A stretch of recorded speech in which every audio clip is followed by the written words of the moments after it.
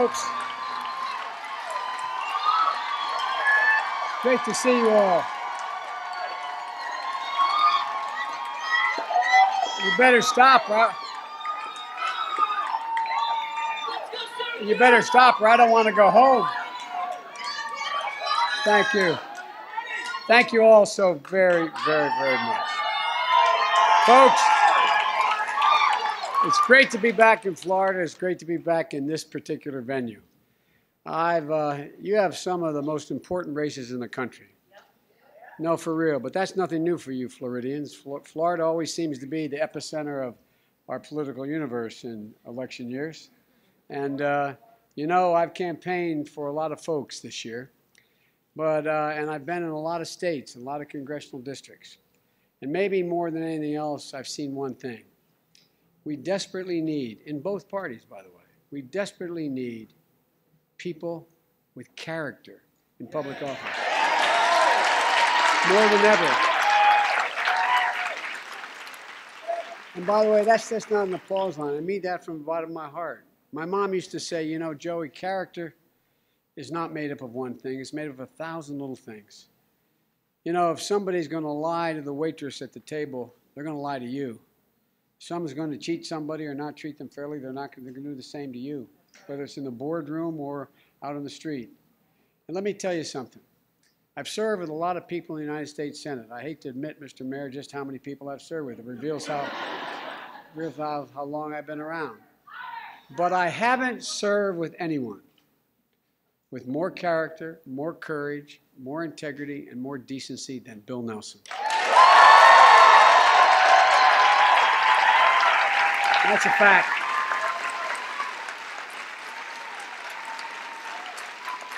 He and Grace and his whole family are two of the finest people Jill and I, my wife Jill and I, have ever met. Now look, it takes a lot of courage to get into that capsule he talks about, sit on top of 4.5 million pounds of rocket and fly into space. But I want to remind you of something. You know, President Kennedy said that moral courage is rarer than courage in the battlefield or physical courage.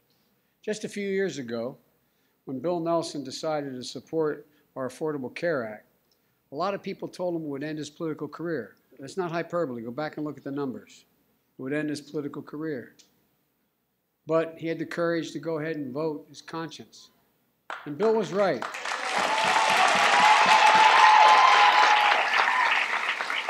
There's not a day that goes by, without exaggeration, not a day that goes by. It's not just because of my cancer foundation. There's not a day that goes by that someone doesn't come up to me. It happened 4 times today to tell me I'm alive because of the Affordable Care Act. I was able to get my son, my daughter. The Affordable Care Act has changed the lives of millions of Americans. There are millions of young Americans who are still in school. They're able to stay on their parents' insurance policies. Otherwise would not be covered. There are millions of Americans, about 800,000 here in your state, who because of the coverage, this governor didn't do it, be able to cover Medicaid. That 800,000 people in this state would have better health care coverage if he signed and said, by the way, your new Governor Gillen's going to do that. The first governor.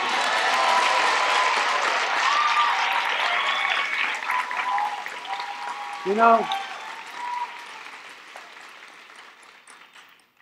Bill voted against that horrendous tax bill. At the time, again, the data said American people are going to be all for this tax bill.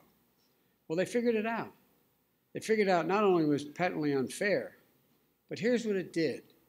And some of you may remember, I stood on the steps of the Capitol with all the members of Congress, and I said something even they weren't sure of at the time, arguing that we should not let Trump eviscerate the ACA. I said, you know, what this is really about, what these guys are trying to do, is they're trying to defeat those programs they never supported, but they couldn't do it head on, like Social Security, Medicare, and Medicaid. Here's the deal, guys. Republicans had a second target, and it's now coming true. That tax bill created, and these are the facts, That tax bill created an additional debt of $1,900 billion on top of our existing debt. There's not a single economist that works for me or any university in this state that tells you we can sustain that debt over the next 10 years. So what are they doing? They're doing what their objective was in the first place. You know, there's that old expression, they asked Willie Sutton why he robbed banks. He said, because that's where the money is. Well, guys, this is an attempt. This is their attempt to go after something they could never eliminate before. Medicare, Medicaid, and Social Security. And here's the deal. If you think I'm making this up, the Congresswoman can tell you what the deal is here. The Budget Committee Chairman of the House of Representatives, who is a Republican, has already put out a report calling for a cut of $560 billion in Medicare. Already. No, by the way, it's more than a boom, man. It's your life, God darn it. It's your life. It's the life of millions of Americans that they put at stake. $560 billion cut. And now McConnell, the senator from Kentucky, turns around and he says, and he's straightforward. He said, we've got this gigantic debt now. We have to cut Social Security and Medicare and Medicaid. Folks, they're being straight up about it. They're coming at it. And these are things you paid for. Those of you who are younger that your mother and father are going to rely on. This is what people desperately need, and they've never been able to take away from us before. And I want to tell you something. If Bill does not win and we don't take back the House and Senate, they will take it away. And by the way, that is not scare tactics. That is not a campaign rhetoric. That is a natural fact. Because you cannot sustain another $1,900 billion in debt. Folks, one more thing. Florida has just lived through another hurricane. You guys know what's happening. The oceans are warming, the sea is rising, the storms are becoming more and more frequent, more intense, more devastating. And you have a governor of this state who will be the handmaiden of the President of the United States. Oh yeah, watch. Give me a break about this guy. God bless.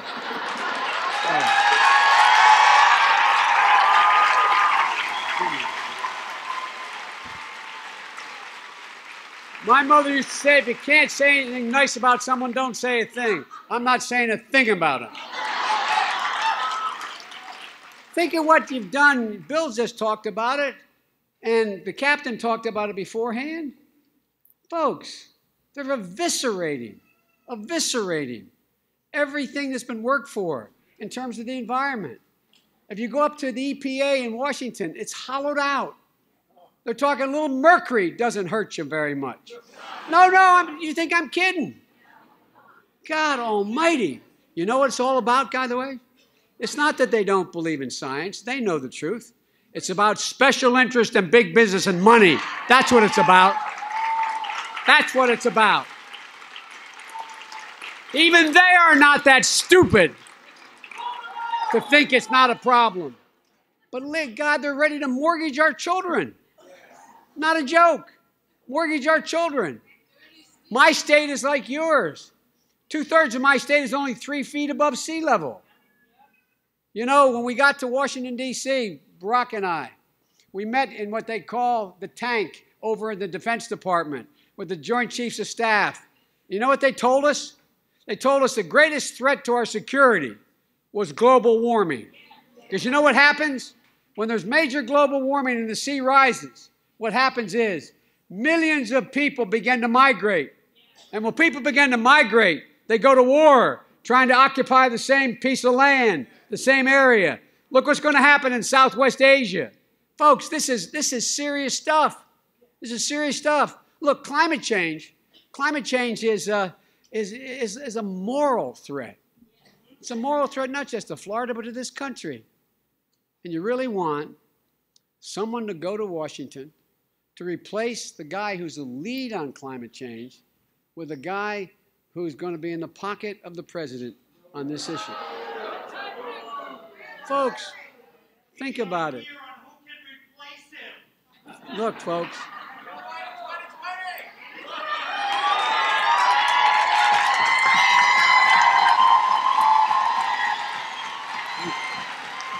This is about Bill, not about me. Look, guys.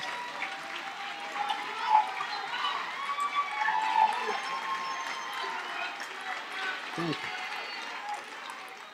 Folks, my dad used to have an expression. He'd say, Joey, don't compare me to the Almighty, compare me to the alternative. The only reason I look good is because of the alternative. Look, guys, Bill is one of the strongest voices in the Congress, for real, and has been.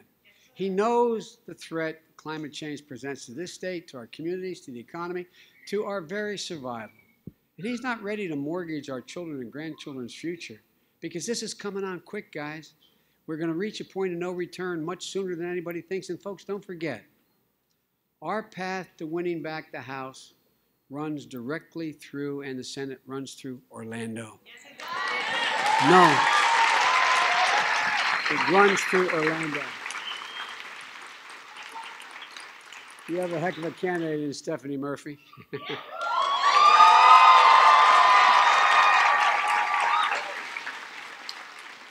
Stephanie was winning by 30 points, and I came and campaigned for her last time, and she won anyway.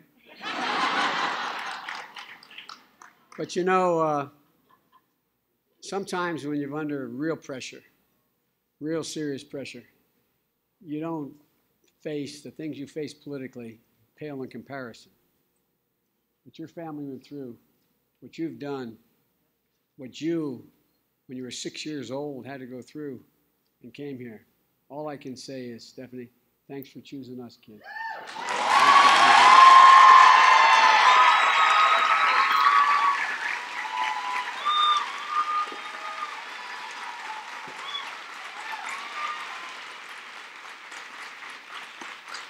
And this guy calls immigrants animals. You know, that experience taught Stephanie a whole lot about the need to pursue a public career. Working as a national security specialist at the Pentagon, this is a woman who knows of what she speaks. And like my daughter and my wife, she has a backbone like a ramrod.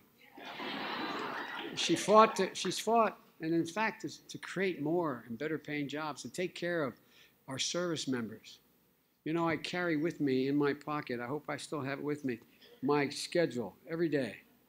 And the schedule is like everybody else's schedule. You open up, and there's always a black box in the schedule. Every single morning, I have my staff call the Pentagon because I want to know how many fallen angels in Iraq and Afghanistan. Because every single one of those fallen angels left behind an entire community, like my son who served in a year in Iraq, won the Bronze Star, the Conspicuous Service Medal. Ladies and gentlemen, it bothers me when people give general estimates. It's not over 8,000 have died. 8,841. Every single one left behind somebody. Troops wounded in Iraq and Afghanistan. 52,708. Not 52,000. 708. And almost 300,000 of our heroes have come back with post-traumatic stress and or traumatic brain injury. She was the Pentagon. She gets it. She understands it. She fully understands. But more than anything else, Stephanie, like Bill, is a woman of character. As I told you, we desperately need, in both parties, women and men of character. You know, people like Stephanie and Bill, folks, I think, there's something different about this election. This election, not hyperbole, this election is bigger than politics. No matter whether it's your first vote or you've been doing it for the last 50 years. This is the single most important election you've ever been involved in because the very essence of who we are as Americans is under attack. You know, we're the most unique country in the world. Unlike any other country in the world, we're not organized by tribe or religion. You can't define an American for me based on race, religion, ethnic origin. It is defined by an idea. America is an idea based on ideals. We hold these truths self-evident. that all men are created equal, endowed by their Creator. We don't always live up to it, but we've never, never, never given up on it. And again, as David Brooks talks about, there's this invisible moral fabric that holds up society. And it's made up of constant norms and principles, decency, respect, giving hate no safe harbor, leaving nobody behind, committing to something bigger than ourselves. It's these values that have held us together as a people and defined us as a nation. You know, we used to be the shining city on the hill, as Ronald Reagan would say, leading the world, not just by the example of our power, but by the power of our example. No, that's why. By the way, that is literally why the rest of the world follows us, the power of our example. You know, as I said, David Brooks, he's a conservative columnist, but he talks about these basic American values being shredded by a president who's put his own interest before the country's interest and these ideals. Think of what he has said. Think of the things he does. Think of the abuse of power. Ladies and gentlemen, the Republican Congress is also choosing this president to protect him over the country because they're afraid. And this is not your father's Republican Party. I wrote a year ago when the horrific events in Charlottesville occurred. Barack and I agreed we were going to let Trump have a year to set himself up like W allowed us to. No, for real. To not go out in it. But I couldn't remain silent anymore. And I wrote an article for Atlantic magazine saying we're in a battle for the soul of America. And I don't think it's hyperbole. It's bigger than any single issue. Seeing neo-Nazis and white supremacists slink out of dark rooms and fields carrying torches, lighting up in those crazed, contorted faces they had, singing the same and chanting the same exact, no exaggeration, probably you don't even know this, the same exact chanting of the vicious anti-Semitic bile that was chanted in the streets of Nuremberg and Berlin and throughout Germany, accompanied by white supremacists, supported by David Dukes of the Ku Klux Klan. Ladies and gentlemen, and then the President of the United States and the alt-right and Bannon and the rest of them made a moral equivalence between those folks and those people who came to object to them. What did they say? They're good people in both groups. No president has ever said something like that since the Civil War. This is not just what's happening in Charlottesville. Propping up immigrants and African Americans as the source of all our problems. The biggest trick every charlatan has ever used when they want to, the reason you don't have a job, the reason you have a problem is because of the other. The other. Refusing to treat people from Puerto Rico, not only like American citizens there, but without any basic dignity and respect. Preying on the hopelessness and despair in communities under great stress. Folks, not a joke. Our children are listening. And our silence is complicity. We cannot let this stand. The world is watching as well. I'm going to say something outrageous. I know as much about American foreign policy as anybody involved in public life. I've done it my whole life. I was chairman of the Foreign Relations Committee for years, and that was my responsibility in the administration. But folks, our international reputation is cratering. I still travel the world. I was just with the Prime Minister of England. I was in Copenhagen with four former prime ministers and presidents wanting to meet with me. They want to know what is going on.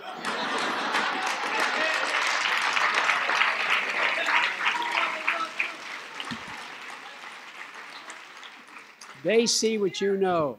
They have seen a president debase our values and cede global leadership to tyrants and thugs. Did you ever think you'd see, and I know Putin as well as any living American politician, and I've been with as much as most.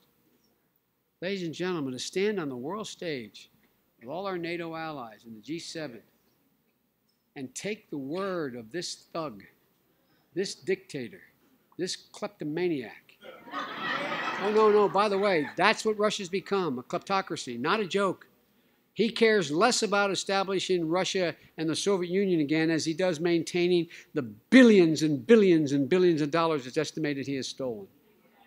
And folks, the President of the United States stand there in front of our allies and takes his word over our intelligence community?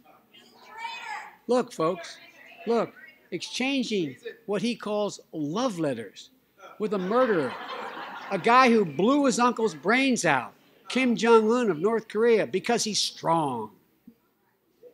And after the cold-blooded murder of an American journalist,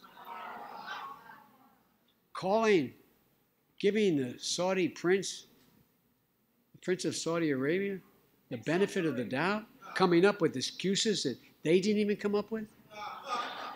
No, I'm serious. Guys, America already knows who Donald Trump is. The question is, who are we? Who are we?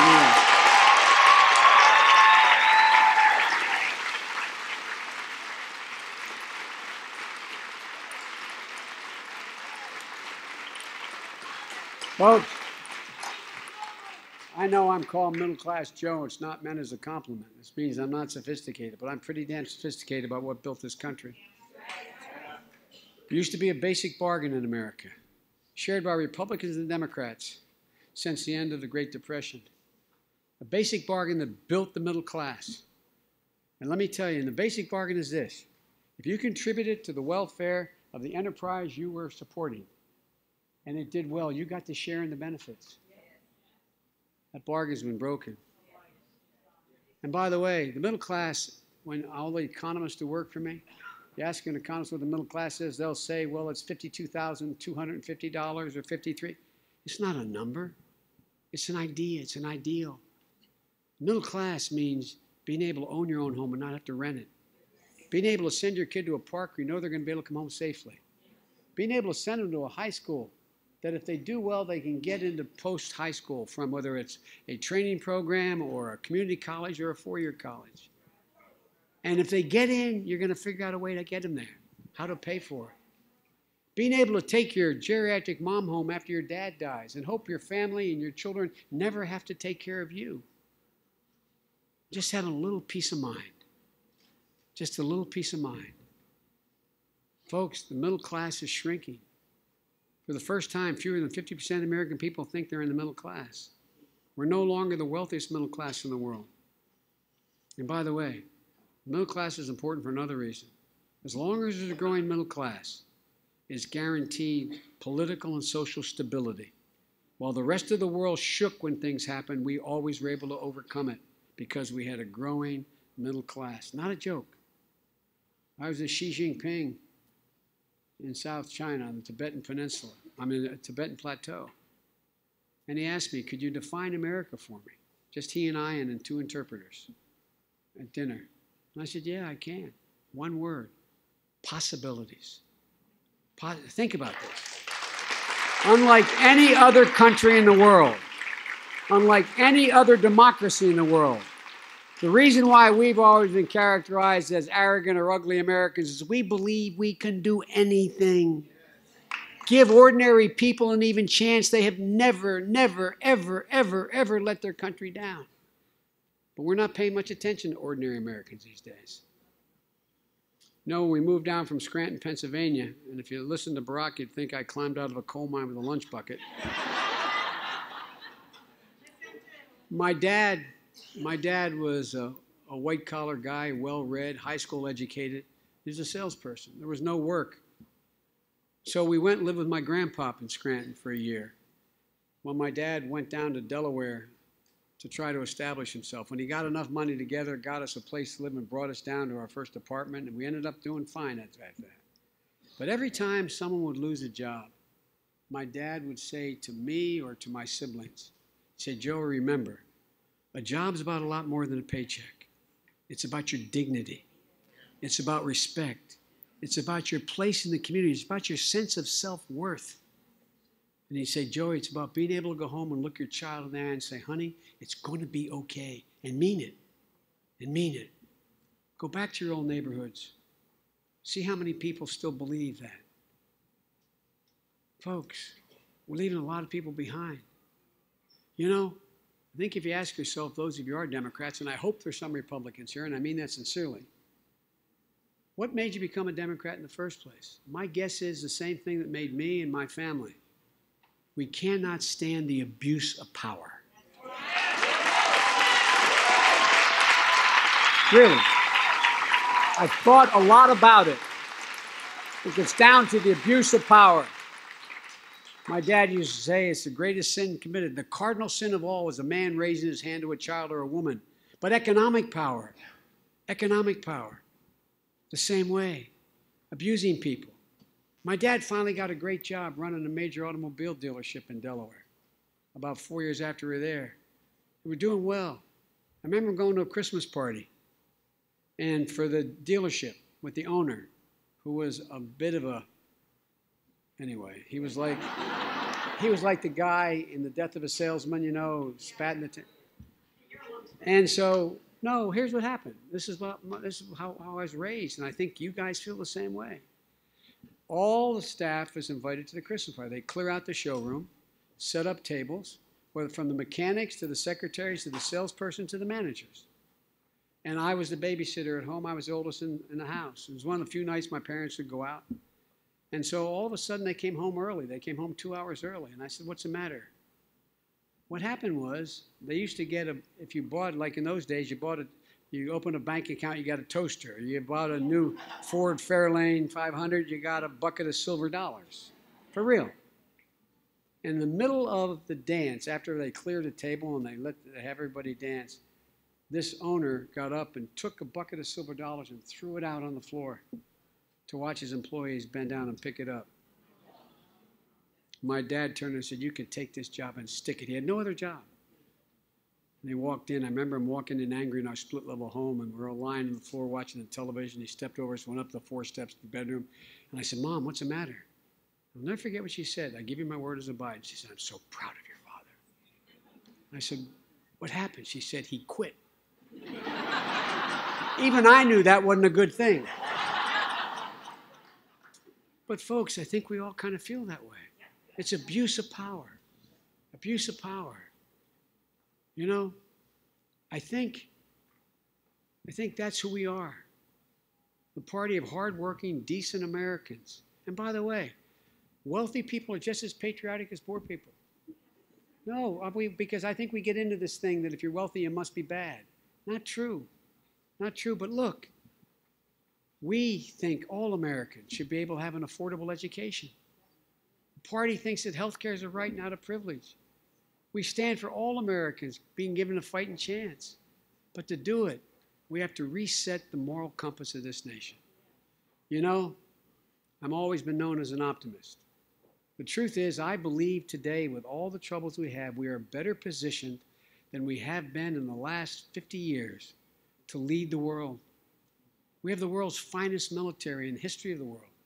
We have the best research universities. We have more great research universities in America than all the rest of the world combined.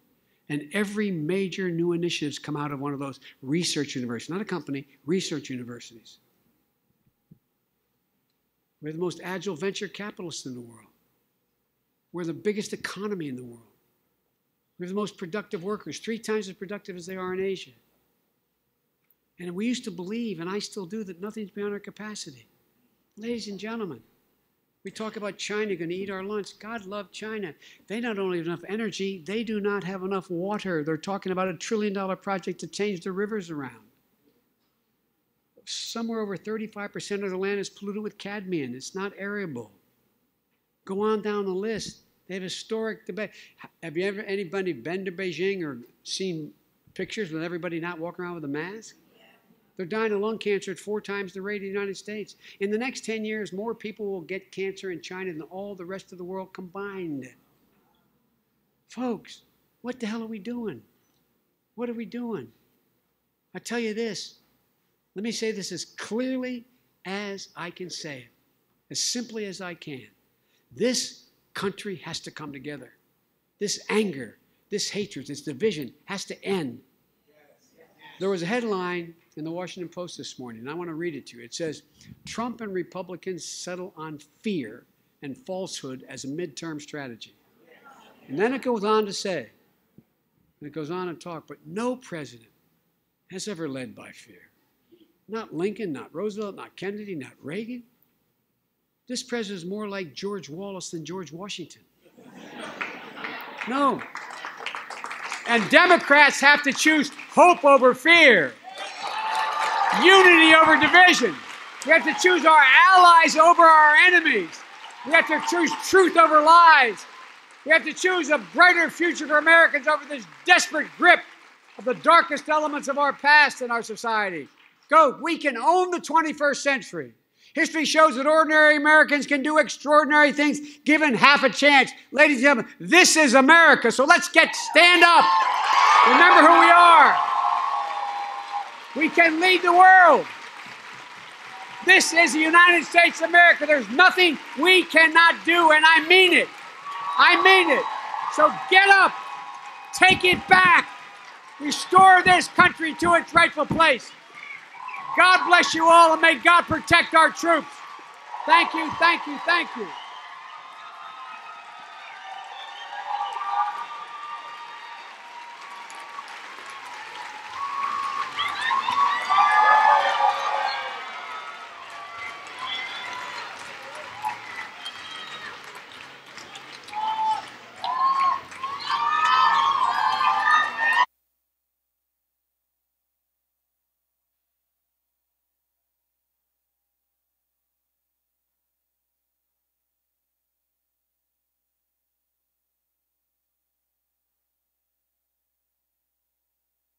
Don't jump. Folks, one last thing. Every time I walk out of my Grandpa Finnegan's house in Scranton, he'd yell, this is truth, he'd yell, Joey, keep the faith. And my grandmother would yell, no, Joey, spread it. Go spread the faith.